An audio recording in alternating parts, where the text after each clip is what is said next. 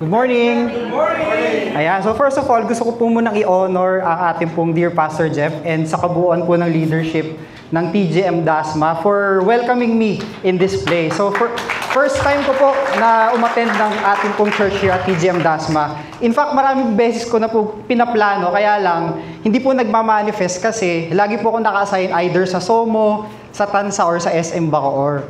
So ngayon po, nakita ko po na talagang totoo yung sinabi ni Pastor dun sa kanyang video sa Facebook na ang TGM Dasma daw is blessed and highly favored by the Lord.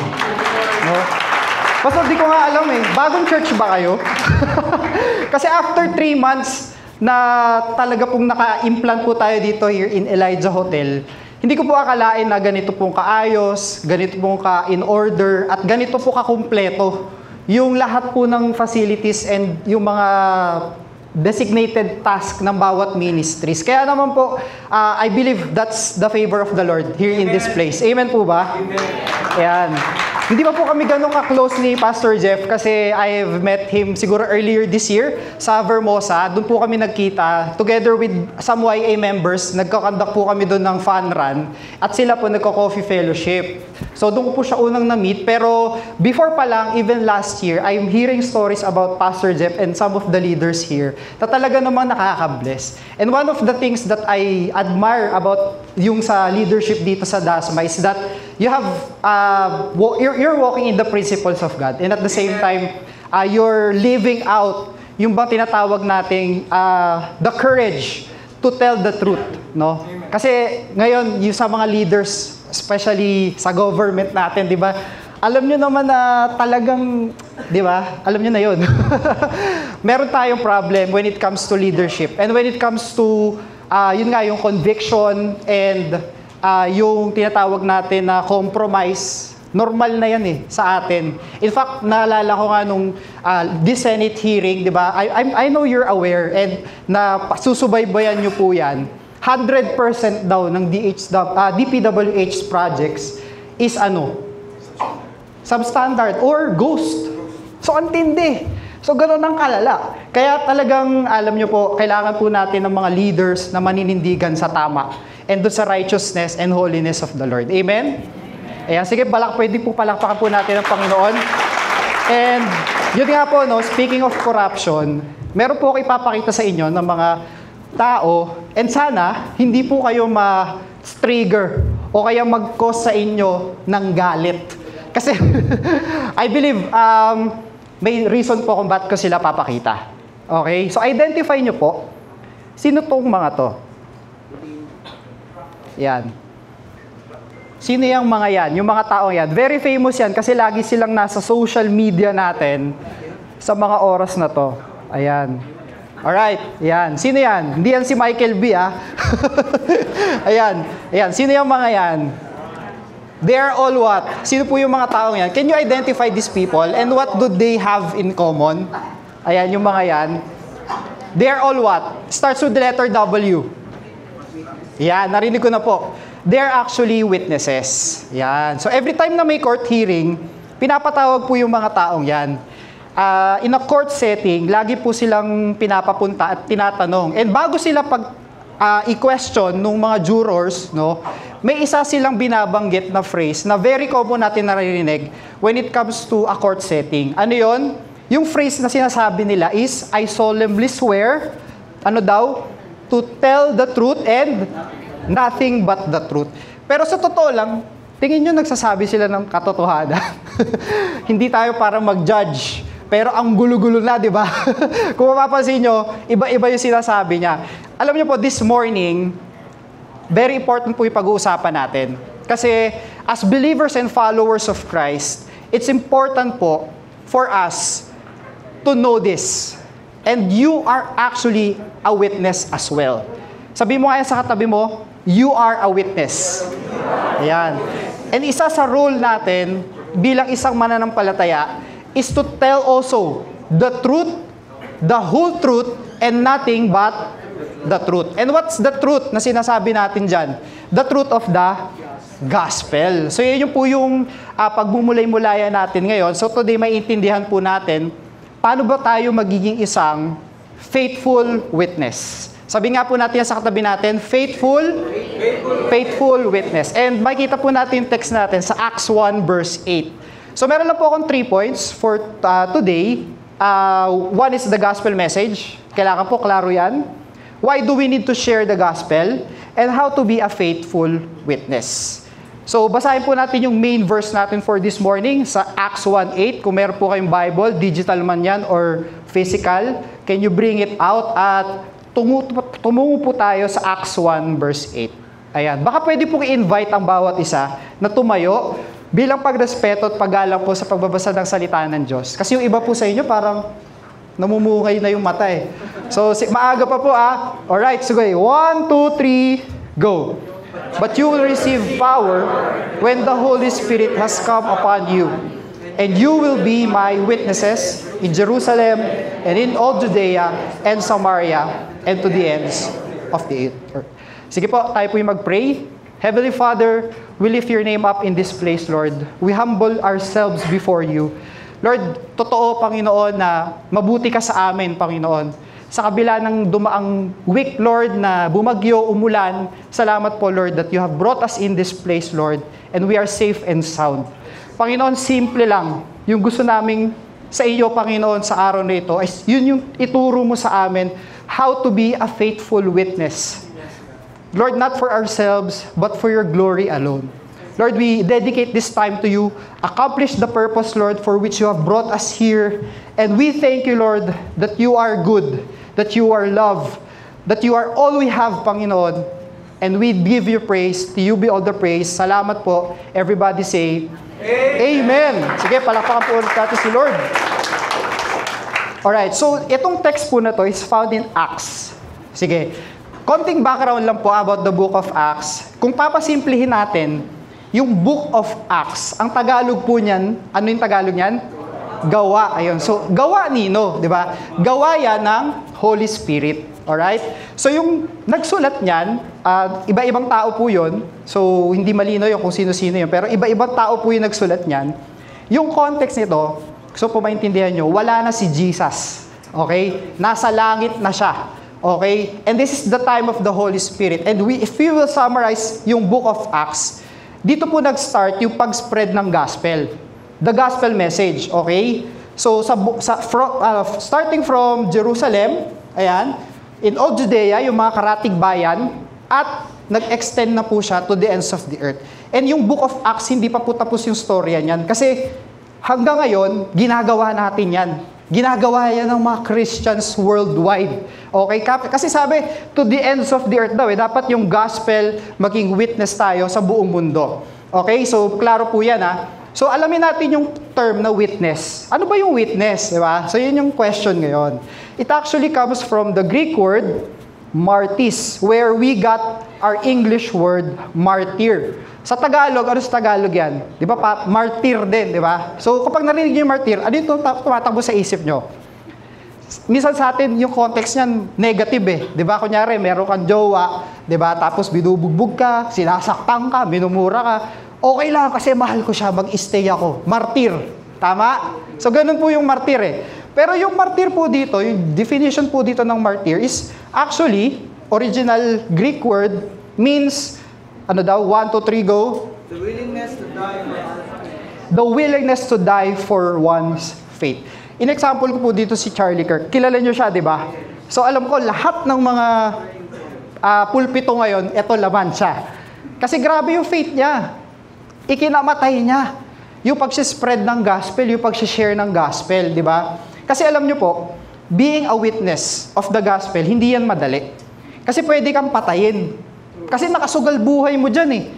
Alam nyo, swerte pa nga tayo dito kasi, di ba sa Pilipinas, hindi naman uso yung pinapatay habang nag-share ka ng gospel eh. Sa ibang lugar, ganun katindi. Yung buhay nila yung kapalit, no? Kaya nga po, wala tayong excuse not to share. Kasi nga po, alam nyo sabi sa Revelations, verse 21, I think, sabi doon, isa sa mga tao na pupuntang impyerno, number 1 sa listahan, alam nyo kung sino? Yung mga duwag. The cowardly, the sexually immoral, etc., etc. Ang pinaka-unang tao na pupunta sa impyerno, yung mga duwag. So kaya nga sabi, di ba, God did not give us a spirit of fear, but of, power and courage, di ba? Yun yung binigay sa atin ng Panginoon. Kaya nga sabi mo sa katabi, huwag kang duwag. Sabi mo yun, huwag kang duwag. Okay, so huwag tayo duwag. Kaya nga po sinulat to ni Tertullian, sabi dito, the blood, basahin nga po ito sabay-sabay, 1, 2, 3, go. The blood of the martyr is the seed of the church. Yung sacrifice daw ng mga sinuunang Christian, sila daw yung nag-implant, nagtanim ng simbahan. Kasi sa dugo nila, nung namatay sila, doon nag-grow yung church. Kaya nga ito yung example niya, no? Ito yung Martyrs for Christ. Grabe! Tignan nyo to, yung listahan na yan. Tignan nyo si James, paano siya namatay? James was put to death by sword in espada. Peter, kinrucify upside down sa Rome. Si Paul, pinugutan. Si Andrew, kinrucify din. Si Thomas, tinusok, di ba? Si Philip, kinrucify. Tignan nyo, wala sa listahan yung normal na pagkamatay. Grabe! Ito pa matindi, si Bartholomew. Ano ibig sabihin ng flayed? Binalatan ng buhay. Grabe. Tapos hindi pa nakontento. After balatan ng buhay, hindi pa patay. Pinugutan pa ng ulo. Antindi. Si Matthew naman, pierced, tinusok din. Si James, binato. Si Jude, pinagpapalo hanggang mamatay. Si Simon, kinrucify. Si Matthias, binato rin. Grabe. Anong meron? Ba't sila ganun katindi? Yung willing sila to go to that painful experience, they are so faithful to the point of death. So what makes the difference? May explanation si Paul dyan, sa Romans 1 verse 16. Sabay-sabay nga ating basahin. 1, 2, 3, go! For I am not ashamed of the gospel, because of the power of God that brings salvation to everyone Who believes. First to the Jew, then to the Gentiles. Halimbawa po, meron kayong katabi. Tapikin nyo nga yung katabi nyo, ganyan nyo siya, sa right side. Ayan. Halimbawa, meron siyang cancer. Kunyari lang naman, cancer niya, stage 4, para siguradong patay. Okay? Stage 4, kunyari, may cancer sa stage 4. And you came to know a solution na 100% gagaling siya. Okay? Ang tanong, i-share nyo ba yung solution na yon o hindi? Depende. Kasi kung unang-una, kung hindi mo siya kasundo, inis ka sa kanya, sasabihin mo sa kanya, bahala ka, mamatay ka na dyan. Buti nga sa'yo. Di ba? Kung inis ka sa kanya. Pangalawa, magiging ka lang nonchalant. Wala kang pakialam. Mind your own business. Di ba? Wala kang pakialam. Or pangatlo, you care so much for that person kasi ikaw mismo, you experience the love of Christ. And that love spilled out to others. And nung na-experience mo siya, yung goodness ni Lord, yung love ni Lord, you're willing to share it to others. Amen? So, kasi kapag yung pagmamahal ni Kristo, na-experience natin, pinatawad ka, nilinis ka, kahit anong past mo, hindi pwedeng hindi mo siya i-share. Kaya nga sabi ni, sino yun? Si Francisco Balagtas ba yun? Sabi niya, kung ang pag-ibig dumapo kanino man, hahamakin. Kahit sino, no? Kahit ang lahat. Grabe. Di ba? So pag yung tunay na pag-ibig pala, sinasabi, pinagkakalat, chinichismis. And dito, sinasabi dito na power of God, hindi lang siya temporary cure for a problem. Hindi lang siya cure sa cancer. It's much more bigger than that. Kasi eternity yung pinag-uusapan po natin dito.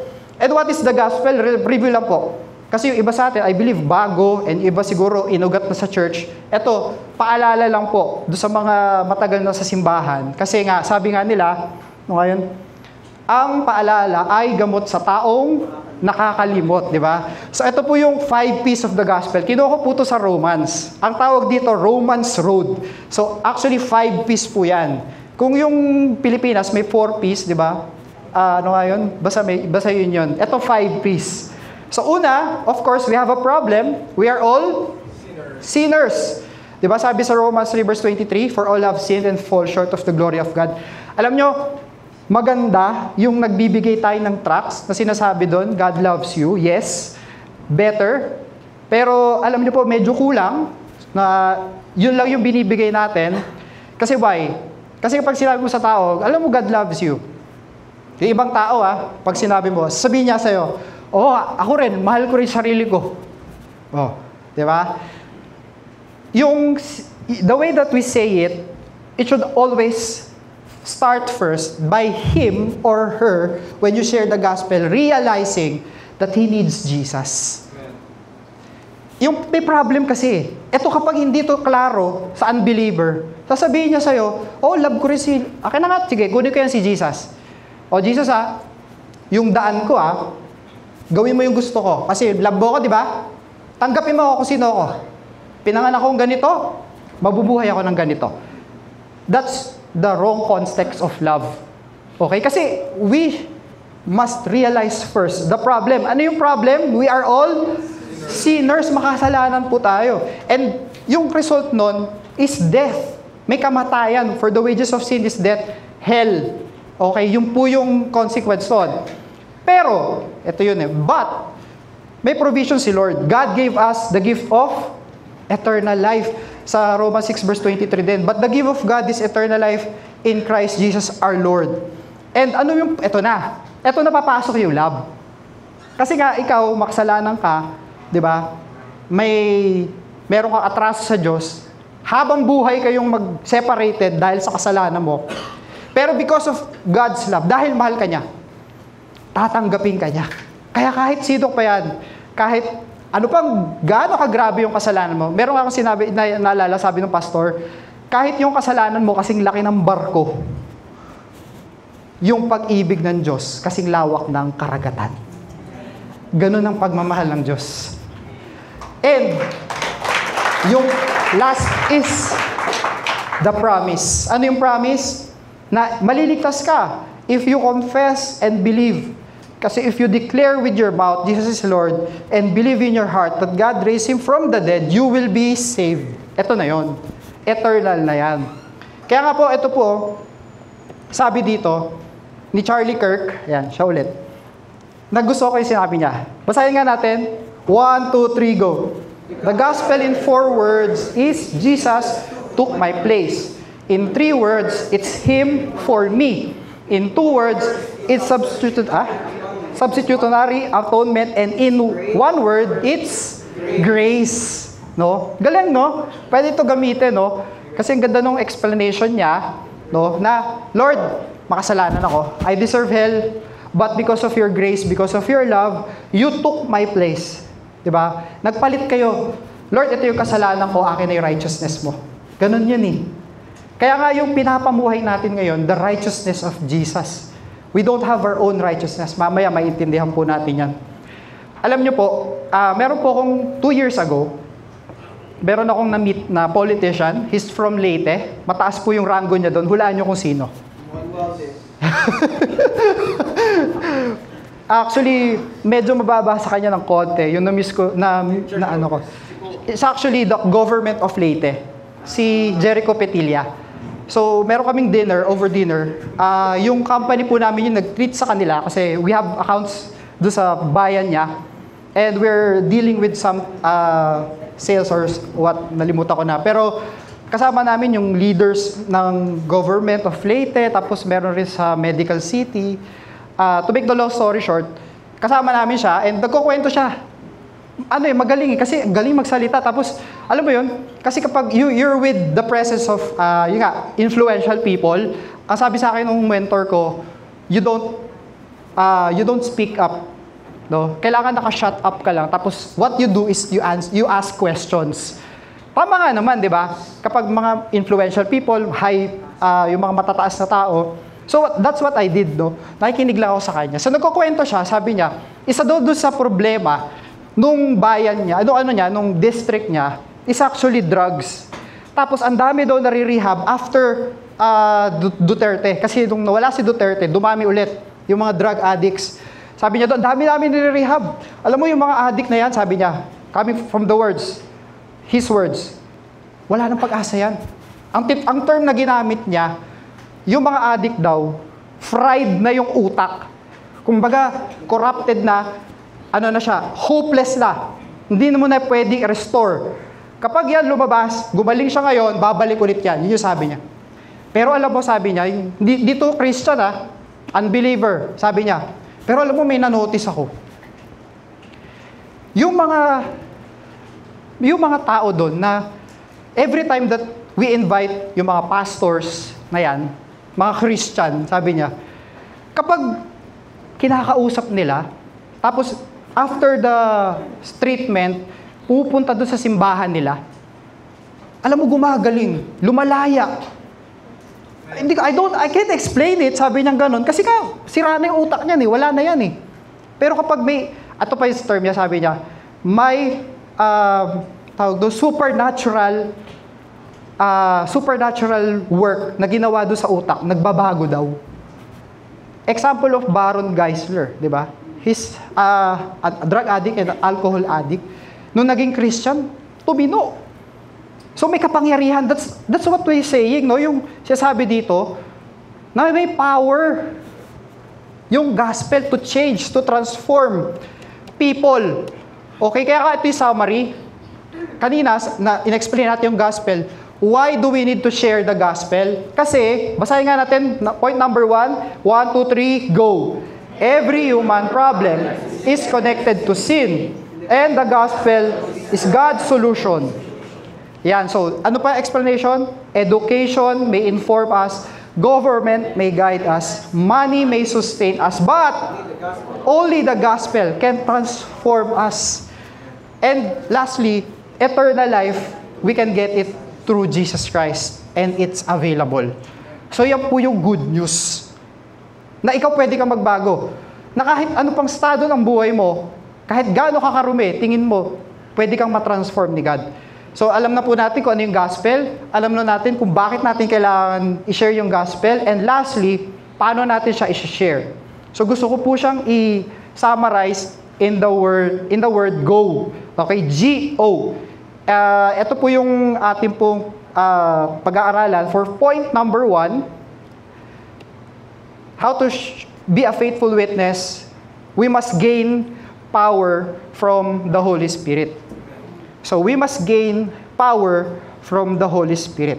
Sabi po sa Acts 1 verse 8, starts with the promise, you will receive power when the Holy Spirit comes on you. Hindi po sinabi ni Jesus na you will receive a manual. Hindi niya sinabi na you will receive money. Okay? But He told the disciples, you will receive, ano daw? Power. Sabi natin, power. Power. So may power ka pala. Okay? So, kasi witnessing is not about strength, but it's about the Spirit's strength in us.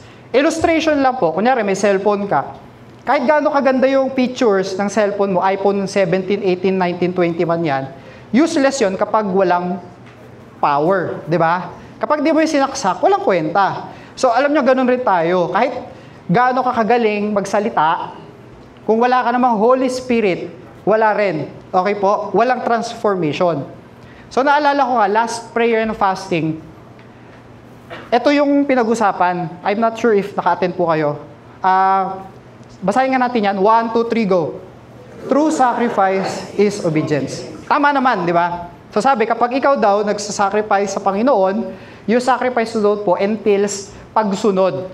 Okay? Pero alam nyo, may na-realize ako dito. Medyo kulang. Bakit? Kasi kapag sumunod ka daw, okay, nagsasacrifice ka na. Tama. Pero the question is, are you following or obeying God because your heart is right?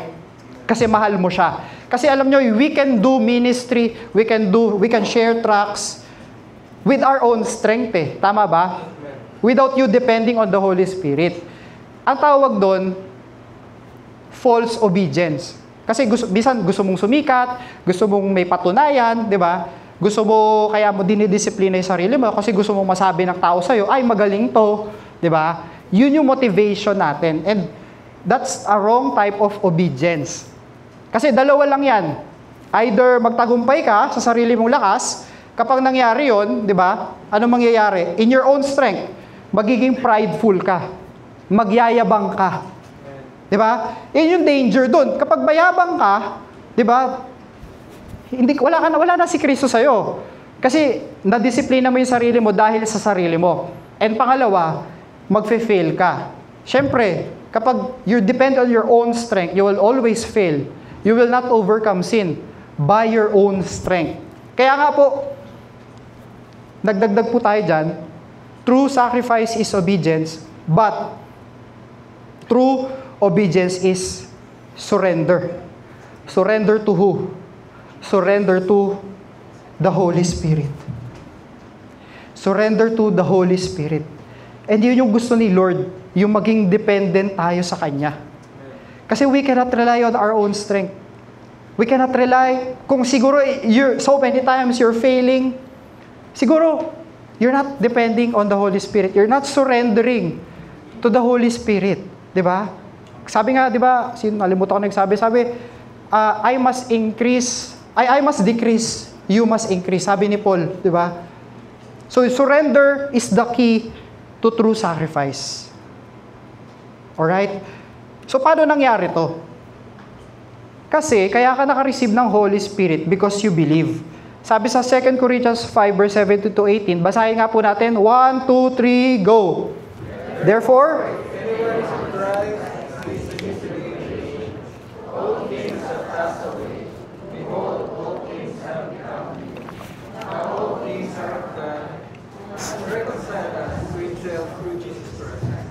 and has given us the ministry of reconciliation. So, paano tayo nagkaroon ng Holy Spirit? Through Jesus Christ. Yun lang po yung simple explanation yan. Wala kang Holy Spirit kung hindi dahil kay Jesus Christ. Kasi, nung pumunta siya dito sa mundo natin, He lived the perfect life that you cannot live. And that righteousness na na-acquire niya by living the perfect life, He paid all your sins. Nag-exchange nga kayo eh. Nag-substitute nga kayo eh. So, that's the explanation yan. And, kaya naman, ikaw, as Christians, no, meron na tayong karapatan na makuha yung Holy Spirit. Yung Holy Spirit, pag silang mo, wala yan, wala pa yan. Yung time na tinanggap po si Jesus, naniwala ka, and meron ka ng transformation, you're born again, that's the time, sabi dyan, if you love me, keep my commandments. Sabi ni Jesus, and I will pray the Father. And sabi, He will give you another helper that He may abide with you forever. So yung Holy Spirit pala is actually will help you to overcome every battle, every problem that we face. Ang galing ni Jesus eh. Kasi alam niya, hindi mo kaya eh. Diba? Sabi nga no isang pastor, yung Christian life daw is impossible. Hindi daw yun, wala daw may kaya nun. Kaya ang ginawa niya, alam ni Lord na hindi mo kaya mag-isa, kaya nagbigay siya ng Holy Spirit. And sino po dito nagmamahal sa Lord? Sige, taas nga kay may mo. Yung pagmamahal po sa Lord, no, kapag mahal po natin ang Panginoon, it's not actually a feeling. Hindi po yan mafe-feel ko, Lord, I love you. Sometimes you feel, pero it's not always like that eh. Kasi alam niyo ba yung word na love? Love is not a noun or an adjective. It's actually an action word. So yung love, pinapakita may action. Kaya nga, faith without work is dead. So kailangan, kung mahal mo ang Lord, may gawin ka. Ano daw? Sundin mo siya. Keep my commandments, sabi ni Jesus. Pero hindi mo kaya yun. Hindi mo kaya. Kaya bibigyan ka niya ng helper. May katulong po tayo. And the Holy Spirit is the God, the Trinity God Himself, living in us. No? Kaya nga po, just to summarize, how to be a faithful witness, we must go. We must gain power from the Holy Spirit. We should live a life of surrender. Okay po? And application po nito, kailangan po tayo may daily communion with the Lord. Kailangan po tayo nagpe-pray. No? Without prayer, you cannot survive. And number 2, we must live in holiness so that your life will match your word. Sabi ko nga sa inyo, yung love, katumbas niyan ay action. So, kailangan pinapamuhay natin yan. Pero, hindi mo kaya mag-isa. Kailangan mo si Lord. Kailangan mo ang Holy Spirit. And trust God when the right words and when opportunity comes. Alright? So, you can be a faithful witness. You can share the gospel, not by your own strength, but by the power of the Holy Spirit. Amen. Last part, letter O. Ayan, ay may application agad. Letter O stands for, basahin nga po natin, 1, 2, 3, go. Open your mouth to proclaim the gospel. A witness testifies. Sabi po dito, yung katahimikan mo is not an option.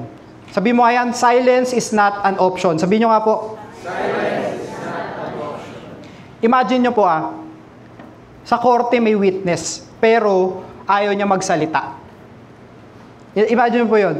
And that person is useless. Hindi po siya dapat nandun. Kasi parang sampat nagwi-witness po tayo, no? So, being a Christian, hindi po tayo secret agent. Hindi po tayo undercover. Okay po? Meron po akong dalawang kwento sa inyo na i-share. And this happened to me, no, years ago. Yung first po is, meron po akong naging gym coach before pandemic. Naging ano siya, nag-handle siya sa akin for 6 months. And then, during the time na nagtitrain kami, I had this conviction to share the gospel to him. Kasi very ano siya pessimistic siya when it comes to religion. Kasi sabi, ang galing niya mag-explain bakit hindi kailangan maniwala. Dapat mabuhay ka lang ng tama, okay ka na. Ganun siya. So ma-pride siya, kumbaga, in short. Pero I still shared the gospel. Pandemic time, 2020, and 2021, moving forward, nag-message siya sa akin. Alam mo, sabi niya sa akin, bro, saan ka kayo nag-church? Sabi ko, uy, bro, good news yan. Tara, attend ka. And that man, long story short, naging siyang Christian, na born again siya. And eventually, alam niyo po ba, nakakatuwa. Kasi, this time, he's studying to be a pastor. Grabe si Lord. Hindi ako yun. That's a success story. Meron rin po akong pangalawang kwento. Yung ka-work ko naman, he was traveling to United Kingdom. And before he left, sabi ko sa kanya, gusto ko na-prompt ako ng sabi ko, mag-share ako dito. Ano siya, by the way, yung pangalawang tao na gusto ko sharean is, LGBT. Okay? So, sabi ko sa kanya, bro, ako na maghatid sa'yo. Kasi yung kotse niya, iniwan niya sa office. Tapos pauwi, sabay kami. Tapos sabi ko, bro, ganyan, pag namatay ka ngayon, tingin mo, kasi lahat tayo namamatay, di ba? Di natin alam kung kailan. Tingin mo saan ka mapupunta? Tapos, and then, to make the long story short, I shared the gospel. And, moving forward this year, alam nyo, yung buhay niya parang naging mas miserable. Kasi he's living with his opposite, hindi opposite sex. He's living with a man, no, na iba yung nationality, tiga United Kingdom. Live-in sila. Tapos every now and then, I saw him partying, drinking, doing what the world does. Ano yung point ko? Ba't ko po siya sinare? Yung una, success story. Yung pangalawa, work in progress. I'm still praying for that guy, for that man. Kasi sabi nga, walang hopeless Darating rin yung time niya. So kaya tayo dapat maging patient. What I'm trying to say, whether there's an opportunity or not, we should open our mouth, always ready. Kasi sabi sa Acts 1:8, you will be my witnesses in Jerusalem. Yung Jerusalem speaks of our family. If meron ka pang family member na hindi pa siya Christian, your role is to share. They are your Jerusalem. And in all Judea and Samaria. Yung Judea and Samaria dito, sila yung mga outside of your family. Yung friends mo, yung workmates mo, yung school mo, and to the ends of the earth. At kahit sinong tao na ma-meet mo, we should share the gospel. Kaya nga po application yan, no? Share the gospel to your family, talk to people in your workplace or school, and use social media to spread hope, not hate. Amen? Kaya nga po, ito yung challenge ni Paul kay Timothy. Ang ganda nito. Ito pa, before that, paano nila malalaman kung hindi mo sasabihin? Sabi lang dito sa Romans 10 verse 14, how will they believe in Him whom they have not heard? Paano nila malalaman yung good news kung hindi mo sasabihin? So, kailangan sabihin po natin, no? Kaya nga sabi dito ni Paul kay Timothy, ito yung challenge niya. Timothy, I charge you, therefore, before God and the Lord Jesus Christ, who will judge the living and the dead, at His appearing and His kingdom. Malapit nang dumating si Lord. Sabi niya, preach the word. Kaya po na-appreciate ko yung TGM Dasma, very active po in evangelism, twice a week. Grabe, tama po yun. You're on the right track. Kasi padating na po si Lord And be ready in season and out of season. So ano kailangan gawin? Convince, rebuke, exhort with all long-suffering and teaching. Sabi dito, kailangan always ready ka. In other words, for everyone who believes in Jesus Christ, be ready, no? Tsagain mo to convince him, 'di ba? Parang networking lang 'yan, 'di ba? Kunyari, may gusto kang invite sa networking, sabi, "Brother, kapit tayo." Tapos bigla na lang bubulaga sa kanya, open-minded ka ba? 'Di ba? Parang ganun lang po yung evangelism.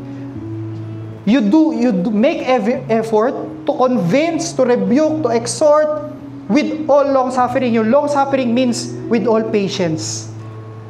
Alam nyo, yung isang beses na mag-share ka, hindi yung enough. Lalo kapag nakikita mo siya lagi. You keep pushing. Katulad ng coach ko, di ba? Kung hindi ako nag-share doon, I believe may gagamitin si Lord. Pero may opportunity na eh. Di ba? So, i-credit mo na yun. Give the di ba? You know what I mean? Sabi nga ni D.L. Moody, si D.L. Moody kilala nyo? Sabi niya doon, di ba? Very passionate siya in sharing the gospel. Tapos may nakausap siya, sabi sa kanya, I don't care, sabi niya gano'n, mind your own business. Alam mo sabi ni D.L. Moody, you are my business. No? Daming tao kasi namomblema, daming concern sa buhay, di ba? Nakalimutan natin na, yun nga we're not living for this temporary earth alone. We belong in the kingdom of God. Di ba po, ang dami natin problema sa buhay. Every day, pupunta tayo sa work, nag-i-school po tayo. Pero kaya po, ito sabi sa Luke 12 verse 18 to 20. Basahin nga po natin, 1, 2, 3, go. And I will say to my soul, Soul, you have ample goods laid up for many years. Relax, eat, drink, and be merry. Wait lang po. Di ba ito yung pangarap nating lahat? Kahit ako, di ba? Yung mag-iipon ako, di ba? Darating yung time, magta-travel na lang ako. Wala na akong gagawin. Hayahay na lang ang buhay. Kakain, yan, mag-iinom, magre-relax. Ito yung buhay na gusto ng lahat di ba? Ayaw niyo yan. Pero ito yung natin We're, tawag doon, pinaghihirapan natin araw-araw kaya tayo nagtatrabaho Verse 20, but God said to him, eto na. Gusto niyo po tagalugin ko to? Medyo offending po ito pero wag na. I-spell ko na lang. Alam mo sabi ng Lord sa kanya, doon sa taong to, kasi sabi niya magre-relax lang ako, wala lang akong gagawin. Hoy, alam mo ba? Ano ka ba? Ob-ob ka ba? This night, ngayong gabi, alam mo ba kukunin ko na yung kaluluwa mo? At kanino mo iiwan lahat yan? Yun yung sinasabi ni Lord. Kanino mo iiwan lahat ng pinaghirapan mo? Diba? Ang mahirap nun, iiwan mo siya, kanino? Siyabinan mo. Tapos yung asawa mo, bata pa, pag namatay ka, ang papakasalan niya, sino? Yung driver nyo. Diba? So, ibig sabihin, lahat ng pinaghihirapan natin. Alam niyo po, one day, sana ma-realize po natin doon. Kasi sabi lang dito ni Luke, no, come on guys, hindi ito yung buhay lang na gusto ng Panginoon para sa atin. Amen? Kasi yung kingdom niya, binigay niya sa akin. So, ano dapat nating pag-isipan? Sabi niya dito, and he said to his disciples, therefore I tell you, do not be anxious about your life. What you will eat, nor about your body, what you will put on. So, sabi, Lord, ano yung kailangan ko pag-isipan? Ano yung kailangan ko i-focus? Do not seek what you are to eat, what you are to drink, nor be worried. For all the nations of the world seek after these things. And your Father, take note, your Father, Ama daw natin siya. Kapag Ama, ano ginagawa ng Ama? Sinusupply niya lahat ng pangangailangan. Amen? Knows that you need them. Alam niya naman Ano yung dapat mo maging focus? Instead, basahin nga natin. 1, 2, 3, go. Seek His kingdom, and these things will be added unto you. Fear not, little flock, for it is your Father's good pleasure to give you the kingdom. In other words, God is saying, anak, ang laki-laki ng ihahanda ko para sa'yo. Huwag mong ubusin yung oras mo, yung lakas mo, yung resources mo para sa mga temporary na bagay. Hindi masamang yumaman, hindi masamang maging comfortable, pero you don't belong in this world. Kasi God knows that you need all of those things. So what you need to do is to focus on His kingdom. Your mission, no? Here in this, your purpose, kaya ka nabuhay, is for you to expand the gospel. It's for you to share, to live out yung culture of heaven. Sabi nga, let your kingdom come, let your will be done on earth. Lord, ano ba yung will mo sa buhay ko? That's the kingdom of God. Ano ba yung gusto mo ipagawa sa akin, Lord? So dapat doon tayo nabubuhay according to His kingdom. Yung tao kawawa eh. Alam niyo sa panahon natin ngayon, kawawa yung tao. 'Di ba? Mag-iipon siya, dadami pera niya, tapos lahat 'yon mapupunta sa kapag nagkasakit siya, doon lang rin mapupunta.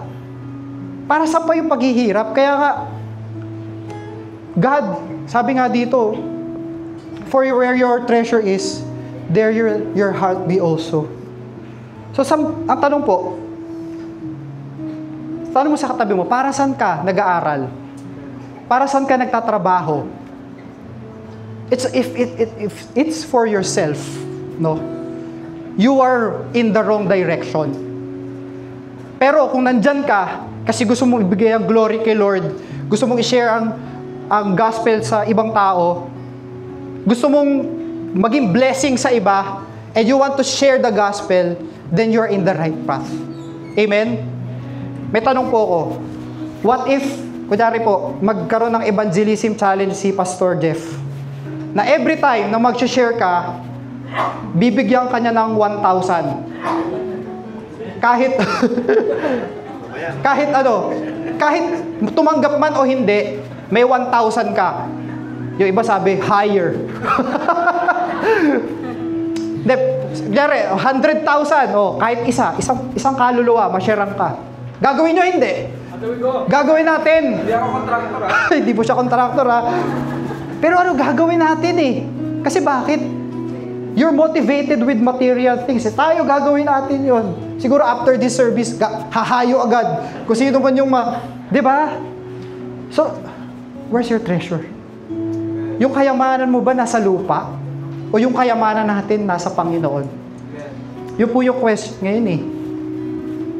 Our primary calling is to be a blessing to others and to share the gospel. Amen? Kaya nga po, in summary, a faithful witness, go. Amen. A faithful witness gains power from the Holy Spirit. A faithful witness opens his mouth to proclaim the gospel. And I will end with this. Si Tony Gonzaga, meron po siyang YouTube portion na ang tawag Tony Talks. And in-interview niya yung isang pioneer in Philippine comedy na sino yan? Kilala niya po? Si Joey De Leon. Ang sabi ni Tony sa kanya, Joey, very successful ka sa pagpapatawa. In fact, si Joey De Leon pala yung sumusulat ng mga jokes nila, yung si TBJ, Tito Vic and Joey. Siya pala yung author. Tsaka siya rin nakaisip nung Itbulaga na pangalan. No? Sabi niya, bakit ito yung pinili mong bukasyon? Yung magpatawa, di ba? Yung mag-joke, ganon. For a guy who is always causing people to laugh, bakit ito yung pinili mo? Sabi ni Tony. Ang sagot ni Joey De Leon, alam mo, Tony, ito kasi yung na-realize ko. Sa buhay natin, maikli lang. And everything ends in tears. Lahat daw natatapos sa pagluha. Ang lalim nun, no? Pero if you think about it, mga kaibigan, pamilya, lahat natatapos sa luha eh. Diba? Everyone will end in a casket. And iiyakan mo yan. Iiyakan ka rin. Sino dito recently may family member na namatay? Diba? Lahat tayo lumuluha.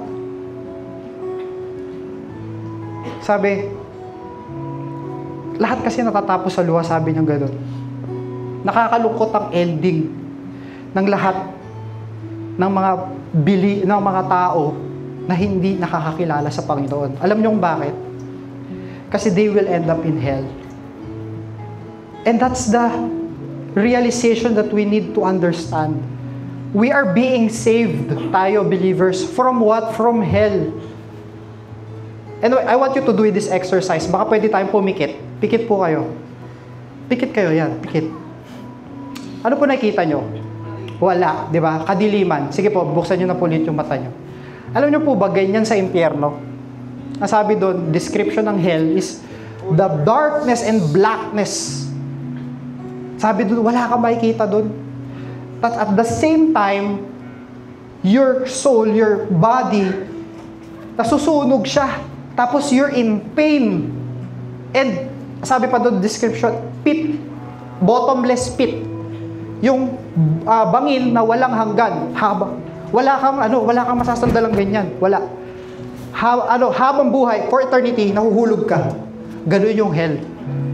Sobrang bigat. Kaya, alam niyo, dalawa lang yung description na sinasabi ng Bible sa Matthew 8, chapter 8, chapter 13, chapter 22, 24, and 25. In-explain ni Jesus yung emotion ng mga tao sa hell. Sabi niya doon, in hell, there will be two emotions. Only weeping, umiiyak. Yung mga tao doon, umiiyak, Lord, dapat naniwala ako sa'yo. Umiiyak sila. Nagsisisi na sila pero wala nang chance. At pangalawa, gnashing of teeth, nagagalit sila. Lord, bakit ako nandito? Hindi ko deserve dito. Dalawang emosyon lang. All eternity, ganun yung nararanasan nila. Kaya nga po, if you will, kung tayo talaga na mananampalataya na, we need to reach out to people that we love. And hindi lang people that we love, people we encounter every day of our lives. Bakit? Kasi kung sila, yung mga unbelievers, mag-end up in tears. As believers and followers of Jesus, we will not end up in tears. In fact, ito yung sabi ng Revelations 21 verse 24. Basahin nga po natin dito. And God will wipe away every tear from their eyes. There shall be no more death, nor sorrow, nor crying. There shall be no more pain, for the former things have passed away. So that's the beauty of the gospel. Hindi ka mag-end up in tears. In fact, your death is a graduation ceremony for you to meet the Lord. Kaya sabi ni Paul, absent from the body, present with Jesus. Sino gusto yun? Ngayon na. De joke lang. Pero, yun nga po, no, habang nandito tayo sa mundo, we have this opportunity to proclaim the gospel at makiisa ka dun sa mission ni Jesus, why He came. And that is to seek and save the lost. Amen. That from darkness, you will lead them to light. Yung heart of stone, God will make a heart of flesh. From sin, from a sinner, they can be righteous. So that's the power of the gospel. Ito yung challenge po sa ating lahat, no? To share the good news, to be a vessel of the Lord. Hindi lang sa pamilya mo, hindi lang sa kawork mo, but hanggang sa end of the earth. Can we pray? Can we stand up and worship the Lord this morning? Let's give God the praise. Let's worship the Lord. Because God is the God who saves.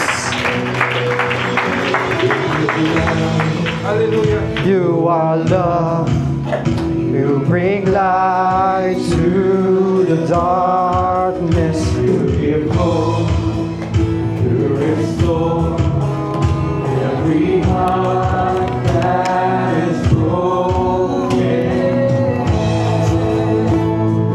Great are you, Lord. It's your breath in our lungs, so we pour out our praise. We pour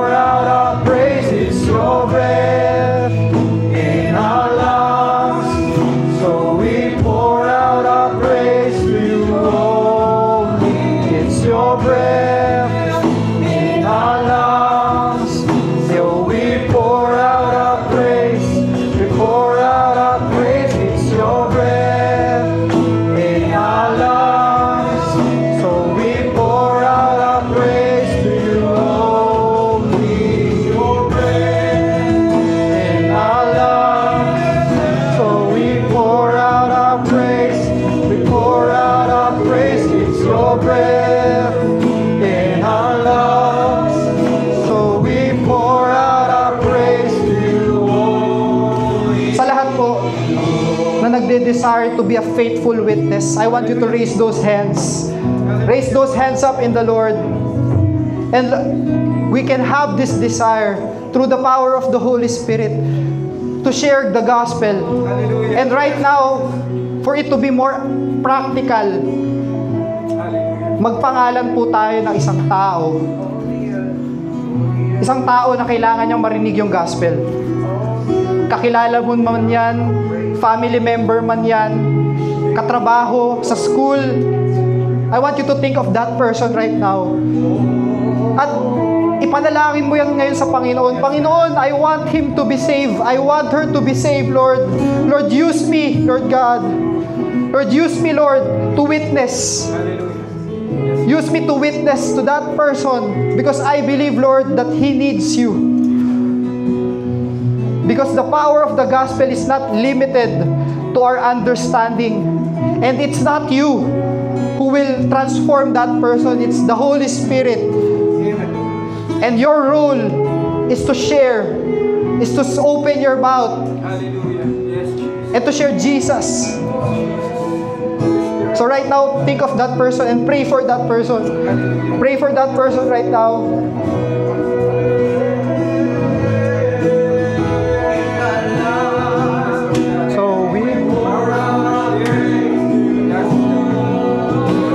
So breath in our lungs.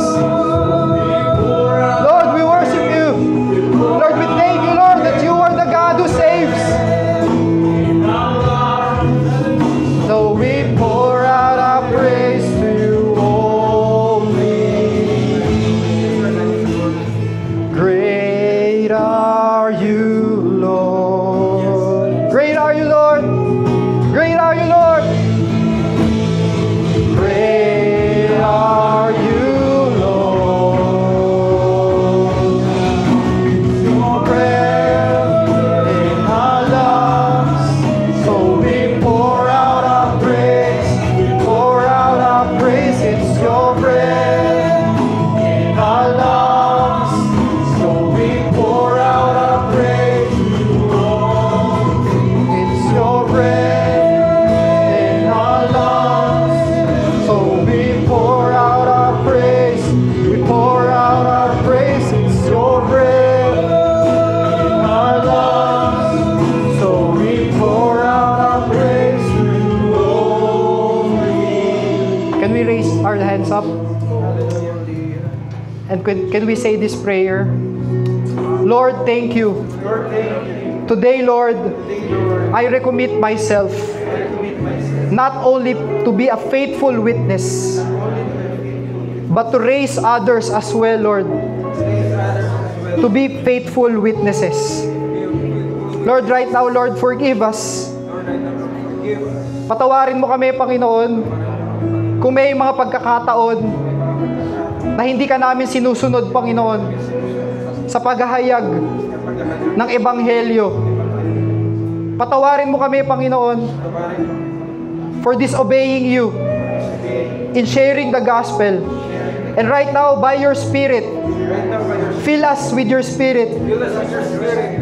Fill us with your love, Lord, Your love, so that we can share that love share that love to others as well. to others as well. Thank you, Jesus. Thank you, Jesus. To you be all the praise. To you be all the praise. In Jesus' name, everybody say amen.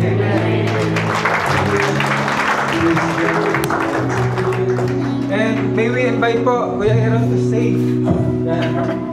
Because we will pray for you, Kuya. Pwede ka bang imbitahan po yung sword po? Dito po sa taas. Kuya Aaron. Sword po. Sword. Actually, alam niyo po, no, ang one-liner po ng outreach department is that because Jesus said go.